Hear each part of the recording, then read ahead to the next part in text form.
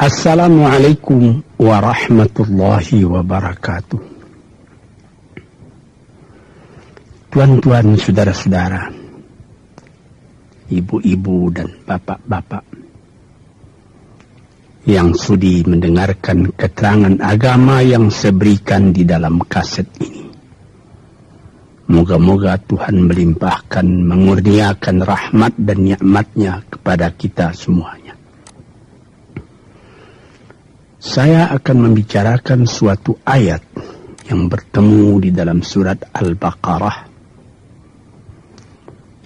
Bunyinya, Allahu waliyul ladzina amanu yukhrijuhum minadh dhulumati ilan nur walladzina kafaru awliya'uhumut taghut yukhrijunahum minan nuri ila dhulumat. Artinya, Allah adalah menjadi pemimpin bagi orang-orang yang beriman, orang yang mempunyai kepercayaan yang teguh. Dan Allah, apabila orang itu telah betul-betul menganggap Allah menjadi pemimpinnya, Allah pun menjamin mengeluarkannya daripada gelap gulita kepada terang benderang. Gelap gulita kebodohan kepada kecerdasan. Gelap gulita kehidupan tak tentu arah kepada tujuan yang sejati. Sebaliknya, orang yang kafir yang tidak percaya kepada Allah, maka sebaliknya yang terjadi, daripada terang benderang, dia akan dipimpin oleh taghut, oleh kekuasaan-kekuasaan yang bukan bersandar kepada Allah. Dan yang demikianlah yang akan mengeluarkannya daripada terang benderang kembali ke dalam gelap gulita. Oleh sebab itu, rohani manusia itu adalah melalui di antara gelap dan terang kehidupan itu, di antara terang dan gelap kehidupan. Kalau sekiranya jasmani kita, kalau sekiranya badan kita yang lahir ini diberi cahaya oleh matahari yang terbit di waktu pagi, yang terbenam di waktu sore, rohani kita pun diberi juga terang oleh suatu yang lebih terang dari matahari, yaitu petunjuk dan hidayat Tuhan. Di dalam Al-Quran, Tuhan memberikan bujukan, memberikan jiwa besar kepada orang-orang yang beriman itu. Tuhan bersabda, La tahinu wa la tahzanu wa antumul a'launa in kuntum mu'minin. Engkau ini adalah orang yang tinggi kalau engkau tetap memegang kepercayaan kepada Allah Subhanahu wa ta'ala. Di dalam perjuangan hidup di dunia ini, perjuangan antara yang hak dengan yang batil, antara gelap dengan terang, antara keyakinan dan keraguan, manusia berjalan di sekitar itu. Di kiri dan di kanan kita berjumpalah gelap dan terang itu. Maka diberilah pedoman manusia tadi. Apa pedoman? Walaupun bagaimana hebatnya, geloranya, tofannya, halim bubunya, ombaknya dan gelombangnya kehidupan itu, manusia mesti teguh berpegang kepada iman. Sebab kehidupan di dunia itu menurut peraturannya ialah tidak ada yang tetap. Yang tetap itu ialah berubah. Berubah itulah ketetapan yang ada dalam dunia. Panas sangat terik, benar, nanti akan hujan. Hujan sangat lebat, benar, nanti akan panas. Di suatu tempat terjadi hujan yang lebat, berhari-hari timbul banjir. Iya. Banjir itu tidak tiap hari, nanti dia kering lagi. Di laut pun demikian pula. Ada pasang naik, tergenang ke atas. Besok pagi air itu sudah kering lagi, surut pasang. Begitulah kehidupan di dunia itu. Itu harus kita yakini supaya kita jangan terombang-ambing dalam kehidupan itu. Kalau kita sudah mulai terombang-ambing, tahu-tahu walaupun bagaimana terangnya hari, gelap timbul dalam jiwa kita sendiri. Walaupun panas terik, kita berhujan. Hujan oleh keringat kita sendiri. Jadi yang penting di sini menjaga hati itu. Sampai Rasulullah Nabi kita Muhammad sallallahu alaihi wasallam, inna fil jasadi mudghatan, di dalam tubuh manusia itu ada suatu bekuan darah. Idza salahat salahal jasadu kulluhu wa idza fasadat fasadal jasadu kulluhu. Kalau ini segumpal daging baik, seluruh badan jadi baik. Kalau dia rusak, seluruh badan jadi rusak. Apakah itu? Hati. Hati. Kendali terletak dalam hati kita. Hati. Artinya penuh. Bukan saja berarti pada daging. Tapi pada hati dari hati. Isi dari hati. Atau juga akal kita. Sebab itu, maka kalau satu waktu saya pernah mengajarkan doa yang mengandung 8 sifat-sifat lemah menghilangkan kemerdekaan manusia.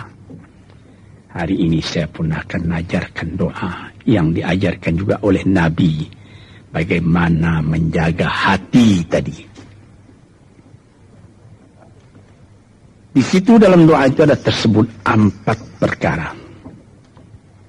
Apa disebut? Allahumma inni a'udzubika min qalbin la yakhsha'u wa min ilmin la yanfa'u wa min nafsin la tashba'u wa min du'a'in la yusma'u. Jadi 4 perkara. Yang pertama, Allahumma inni a'udzubika min qalbin la yakhsha. Aku sangat berlindung kepada Engkau ya Allah, janganlah sampai terjadi hati saya itu tidak khusyuk lagi. Ini bahaya ini. Mulai bahaya, mengancam kepada manusia kalau hatinya tidak khusyuk lagi. Hati khusyuk yaitu hati itu tentu jelas tujuannya kepada Allah. Allah menjadi pegangannya. Allah menjadi bentengnya. Allah menjadi ingatannya. Allah menjadi tujuannya.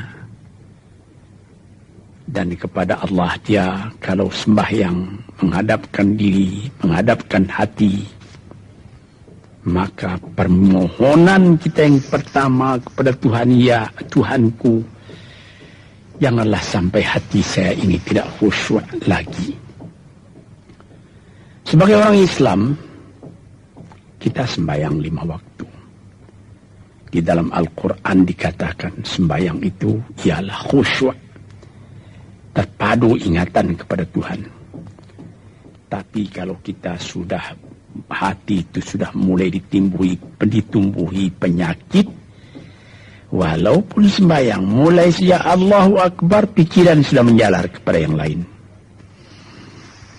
Piutang belum menerima, utang belum terbayar, makanan belum masak, macam-macam lah yang teringat. Padahal kita dalam sembahyang. Ini apa arti sembahyang tadi lagi? Ini sudah mulai berbahaya ini. Banyak orang yang tidak meninggalkan sembahyang, tapi tidak ada bekas dari sembahyang itu kepada kehidupannya. Di dalam sembahyang kita baca, inna salati wa nusuki wa mahyaya wa mamati lillahi rabbil alamin. Sesungguhnya sembahyangku dan ibadatku dan hidupku dan matiku sama sekali terserah kepada Allah. Ini dirasakan dalam hati, bukan cuma disebut di dalam mulut. Sebagaimana dikatakan, bukan jadi lip and service sebagai seput tangan penggosok-gosok mulut, bukan begitu. Yang dari hati.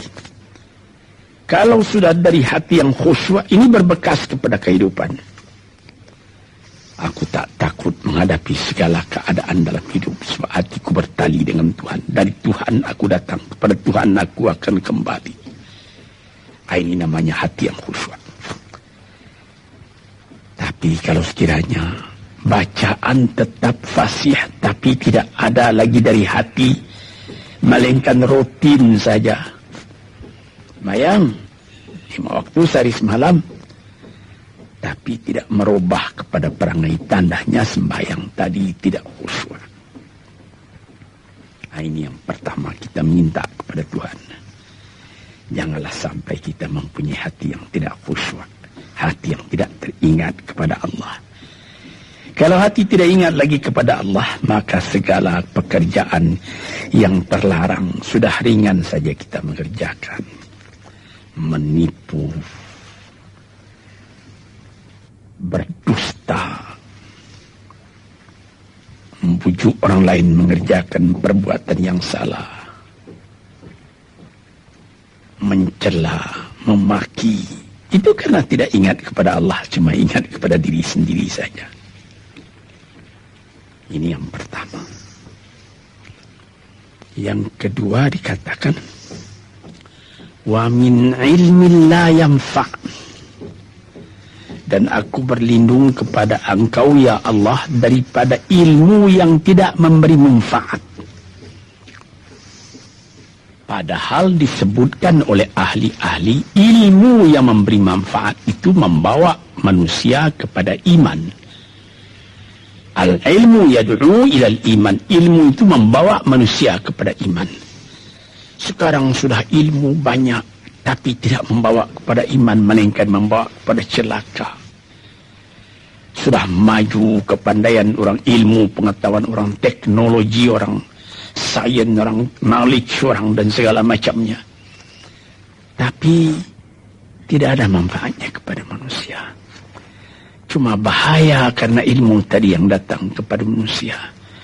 Sebagaimana ilmu manusia di abad ke-20 yang sangat penting, yaitu tentang tenaga atom. Maka timbullah bom atom, bom hidrogen, nuklir. Sehingga manusia diancam sekarang ini oleh bahaya atom itu di mana-mana. Apabila kita lihat di televisi bagaimana mengadakan demonstrasi di Australia, di Jerman Barat, di tempat-tempat yang lain, melihat bagaimana bahaya atom itu kalau terjadi perang dunia yang ketiga. Ya Rabbi ya Karim, bom atom yang jatuh di Hiroshima itu belum ada artinya dibandingkan dengan bom yang sekarang, yang sedang disimpan oleh kerajaan-kerajaan, oleh negara-negara besar untuk menghancurkan. Ini ilmu ini. Tetapi ilmu yang membawa bahaya bukan saja tidak memberi manfaat, bahkan memberi bahaya. Di sini terasa oleh kita bahwa ilmu yang ada itu pun mesti dikembalikan atau dikendalikan oleh iman. Kalau tidak, maka nyawa manusia ini akan dipandang sebagai sampah saja. Dijatuhkan satu bom hidrogen ke dalam kota Jakarta ini, na'udzubillahi min dzalik. Umpamanya dimasukkan ke kota Jakarta ini satu bom hidrogen saja, itu sudah habis penduduk Jakarta yang lebih dari 5 juta ini. La haula wala quwata illa billah. Ini diminta kepada Tuhan, ya Allah, majulah ilmu manusia, majulah teknologi manusia, tetapi jangan hendaknya kemajuan itu membawa kepada bahaya. Jangan ilmu pengetahuan itu membawa kepada yang tidak memberi manfaat. Ini doa yang kedua kepada Allah, Tuhan sarwa sekalian alam. Yang ketiga disebut lagi, wa min nafsin la tashba'u, dan aku berlindung kepada Allah daripada nafsu, daripada diri, daripada ego, daripada tiap-tiap masing-masing diri ini yang tidak merasa kenyang. Ini juga bahaya besar. Inilah yang menimbulkan penjajahan di dunia. Inilah yang menimbulkan, disebut dalam bahasa Arab, al-ghazwul fikri. Penjajahan. Sesudah Perang Dunia Kedua sudah banyak negeri-negeri yang merdeka. Tetapi sekarang timbul lagi penjajahan baru. Apa? Penjajahan fikiran. Sehingga bangsa yang merdeka tadi tidak merdeka lagi fikirannya. Dia merdeka di dalam meniru kepada bangsa yang lebih kuat. Itu namanya terjajah juga. Jadi tuan-tuan yang terhormat, apa pangkalnya ini? Daripada nafsu serakah manusia. Nafsu serakah manusia sebagaimana tersebut di dalam hadis. Lau kana libni adama wadiyani min dhahabin labtagha thalithan wa ma yamla'u jawf ibni adama illa turab. Kalau manusia itu mendapat suatu lembah yang penuh dengan kekayaan emas, suatu lembah, dia ingin supaya mendapat satu lembah lagi yang penuh juga dengan emas. Dapat 2 lembah, dia minta 3 lembah lagi yang penuh dengan iman. Nafsu manusia tidak pernah kenyang. Padahal akhirnya kalau dia sudah menutup mata, tidak ada yang akan memenuhi perutnya melainkan tanah. Teringat akan cerita yang disampaikan oleh Graf Leo Tolstoy, pujangga Rusia yang terkenal, bahwa orang yang tidak mempunyai nafsu yang kenyang itu, pada suatu hari katanya, ada satu orang kaya mempunyai tanah yang luas. Dia mengatakan kepada orang, boleh tuan-tuan mengambil tanah kepunyaan saya ini, berapa tuan suka, berapa tuan mau. Syaratnya cuma begini, sepanjang yang tuan berjalan dari timur ke barat, lantas sebelum matahari terbenam, tuan sampai kembali ke tempat tuan melangkah pertama tadi. Berapa saja tuan suka, boleh ambil tanah ini. Maka datanglah si tamak tadi. Tuan yang punya asli tanah tadi mengatakan, bawalah bakal, jangan lapar di jalan nanti. Baik, dibawanya nasi sebungkus, dia berjalan, jalan. Dari pukul 7 pagi. Kalau diambil kekuatan, Hendaknya pukul 10 dia sudah makan. Melangkah lagi beberapa ratus meter atau sekian, nanti boleh kekuatan buat kembali. Sehingga sebelum matahari terbenam, dia sudah sampai ke tempat dia menuju bermula. Tetapi ini orang bernafsu betul. Dia minta supaya banyak tanah yang dapat didapatnya. Dibawanya nasi sebungkus, tapi dia tidak jalan di tengah jalan, tidak berhenti. Kan nanti berapa meter itu nanti kalau saya berhenti, tanah yang kurang buat saya. Dia terus berjalan. Dia tidak ingat bahwa kekuatan masa pergi yang lebih cepat dengan kekuatan masa pulang yang lambat itu dia tidak taksir. Dia berjalan saja cepat-cepat. Sudah pukul 1 hari, sudah jauh perjalanan. Lantas nanti kembali. Kelemahan badan, kondisi dan situasi tidak sama lagi. Tidak secepat dia pergi dahulu lagi dia pulang kembali. Maka bukan pukul 7 dia sampai, atau pukul 5 sore tadi dia sampai ke tempat dia berjalan bermula. Karena dia jalannya sudah lunglai, kaki sudah penat, badan sudah letih. Kira-kira baru pukul 2 dia tidak dapat berjalan lagi karena sudah lapar. Dia coba makan sedikit pun tidak bisa lagi seenak makan yang tadi. Habis makan pun dia berjalan lagi. Pukul 3 dia terhenti. Jauh lagi baru sampai tempat yang pertama. Menurut syarat yang diberikan oleh mempunyai tanah yang pertama, kalau engkau tidak sampai ke tempatmu yang pertama tadi sorenya, tanah ini tidak engkau dapat lagi semua. Memang tidak sampai dia. Pukul 4 dia sudah berhenti berjalan, tidak kuat lagi. Mata sudah gelap. Akhirnya karena terlalu capai, terlalu penat, mati dia di tengah jalan. Berapa dia dapat tanah tadi lagi? Cuma sepanjang badannya untuk kuburannya, yang lain tinggal semua. Ini satu misal yang dibawakan oleh Graf Leo Tolstoy yang sesuai dengan hadis Nabi tadi. Nafsul la tashba, diri manusia yang tidak pernah merasa kenyang. Kita berkehendak tidak berbatas, tapi tenaga kita sendiri berbatas. Ini kerap kali tidak difikirkan oleh manusia. Dia punya angan-angan, dia punya macam teori yang dikeluarkan. Dia lupa bahwa nanti tenaganya itu akan terbatas karena sakit, karena lapar, karena tua. Sebagaimana pepatah dari nenek moyang kita, tanda-tanda dikirimkan lebih dulu bahwa kita tidak akan lama lagi di sini. Apa? Rambut, gigi, mata sudah mulai kabur. Uban sudah mulai bertabur. Gigi sudah mulai gugur. Kulit sudah mulai kendur.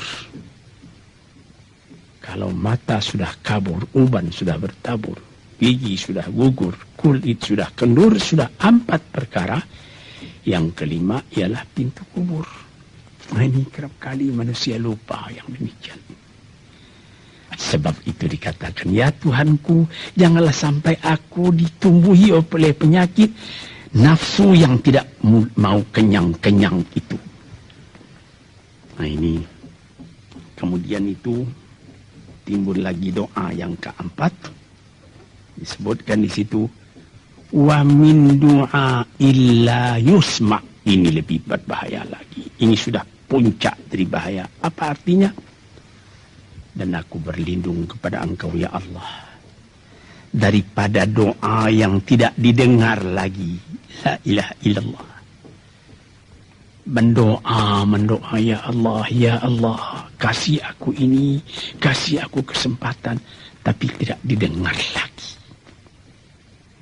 Tuan-tuan, para pendengar kasetku yang tercinta, ada tersebut dalam hadis Nabi, wa malbasuhu haramun, wa mashrabuhu haramun, wa ghudhiya bil haram. Ya Rabb, ya Rabb, fa'anna yustajabulah. Ash'asa aghbara. Badan sudah penuh dengan kotoran, penuh debu. Yamudu ilaihi ila sama, menadahkan tangan keduanya ke langit. Ya Rabbu, ya Rabbu, ya Tuhanku, tolong aku, ya Allah, bela aku. Padahal yang dimakan haram, yang diminum haram, dibesarkan dengan yang haram. Fana yustajabulah. Dengan jalan apa Allah Ta'ala akan mengabulkan doa itu? Badan kotor menghadap kepada yang bersih, meminta diberi kebersihan. Bagaimana caranya?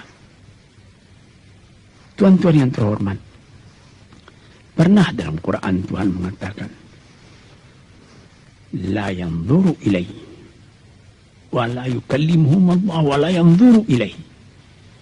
Allah tak mau mengajak dia bercakap dan Allah tidak memandang kepada dia. Saya sendiri dengan segala kerendahan hati mengatakan bagaimana beratnya kita bertemu dengan seorang orang besar, lalu dia mengulurkan tangan kepada kita, tapi mata kita tidak dilihatnya. Sengsara rasanya. Bagaimana dengan Tuhan kalau Tuhan tak mau melihat kita? Nah, sebab itu para pembaca, pendengar kaset yang tercinta, berdoalah kepada Tuhan supaya hati kita selalu terbuka.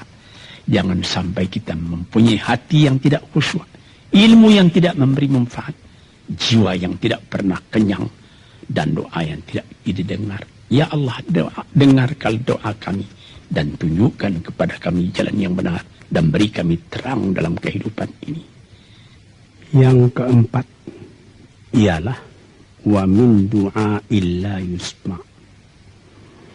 Dan aku berlindung kepada Engkau ya Allah, jangan sampai doaku tidak terdengar, tidak didengar oleh Tuhan.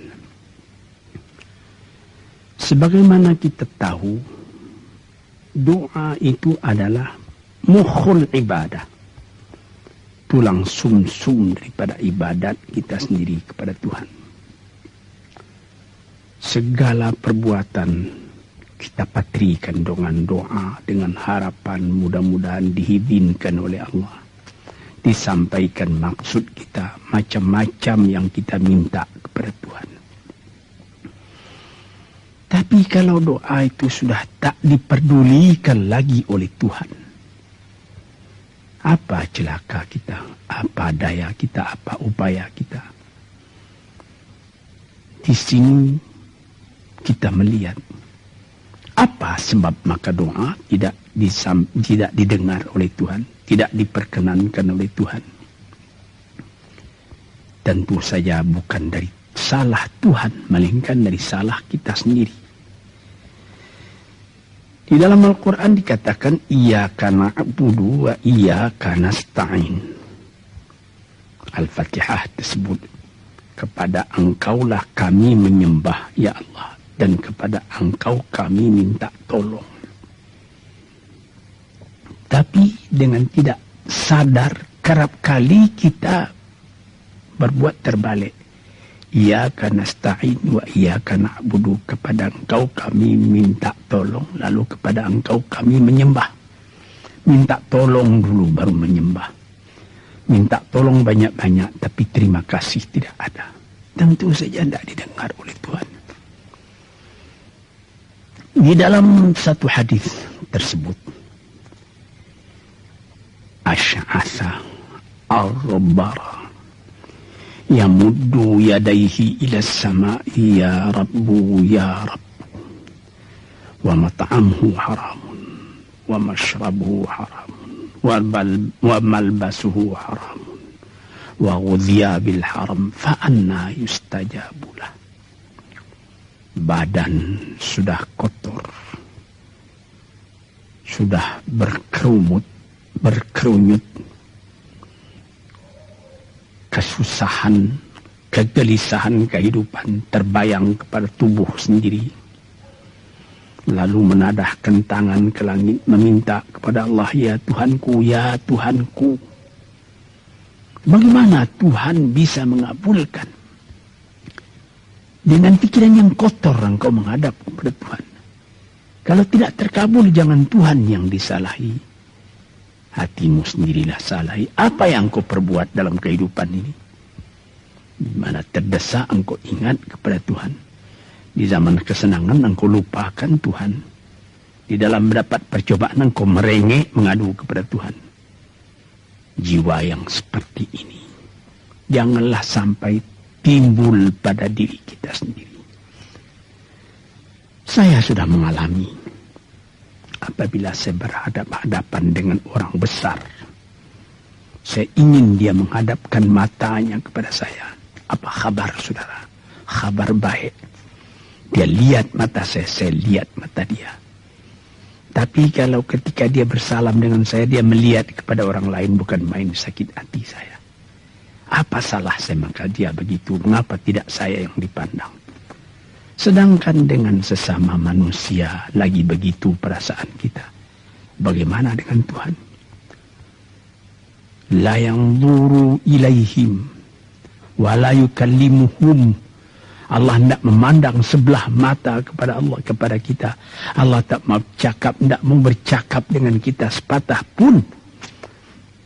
Langit mana tempat kita bernaung, bumi mana tempat kita berpijak kalau sudah demikian keadaannya. Nah, ini yang dijaga tuan-tuan yang terhormat dalam doa keempatnya itu. Hati janganlah sampai tidak khusyuk. Ilmu janganlah sampai tidak memberi manfaat. Nafsu janganlah sampai tidak kenyang. Dan doa janganlah sampai tidak didengar. Saudara-saudara, moga-moga Allah memberikan kepada kita hati yang terang. Sebagaimana ayat yang mula-mula saya sebut tadi. Allahu waliyul ladzina amanu yukhrijuhum minadh-dhulumati ilan nur.